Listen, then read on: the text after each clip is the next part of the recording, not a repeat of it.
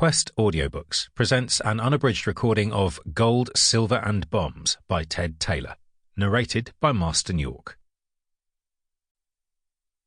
Chapter 1.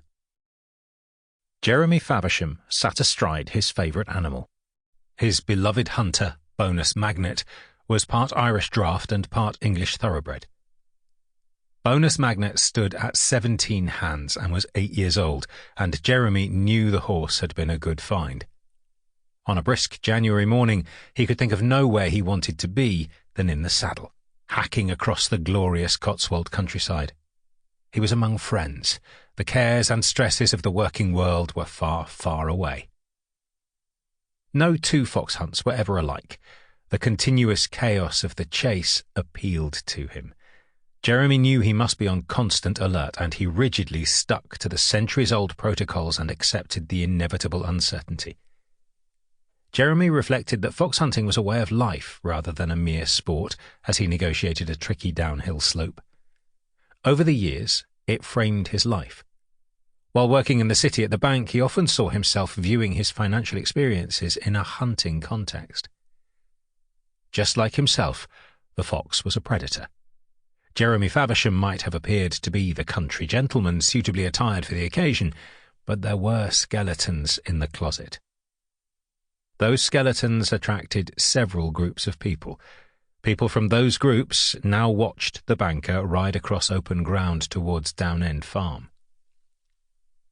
The Phoenix was one man with a pair of field glasses fixed on the edge of the woods.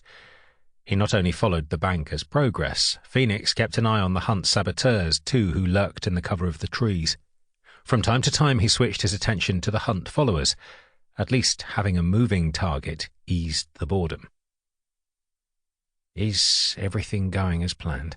whispered Colin. "Faversham's heading in the right direction," replied Rusty, a few hundred yards ahead. He watched events unfold on the opposite side of the field. "I'll keep tabs on the Great Unwashed and the hunt supporters to make sure they don't interfere," Colin replied. "It's good to have them on the scene, though. Unfortunately, it will muddy the waters when they investigate the accident." "Roger that," replied Rusty. "I'll move ahead and confirm the equipment is in the correct position.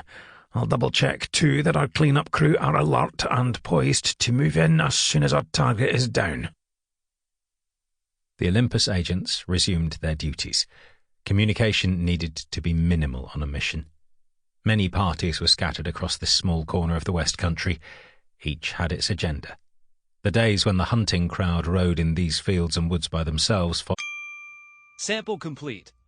Ready to continue?